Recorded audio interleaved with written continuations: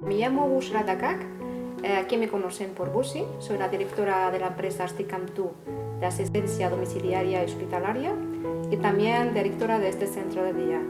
Me dediqué al sector sociosanitario.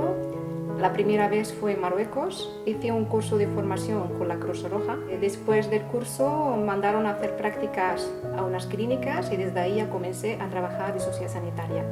Al llegarme aquí en España quería seguir los mismos pasos. Llegué al SOC, me mandaron a hacer un curso de auxiliar de geriatría y comencé a trabajar en residencias. Y en el 2015 saqué la formación profesional de sociosanitario y en el 2018 saqué auxiliar de enfermería. La agencia de desenvolupamiento de aquí del Berguedà nos avisan que hacen un curso, una formación para emprendedores y después ya me vino la idea de abrir mi centro de día. A nivel profesional aprendí mucho trabajo en equipo. A nivel personal aprendí que para aprender a veces se tiene que equivocar y aprender a no rendirme y luchar siempre por todo lo que quiero.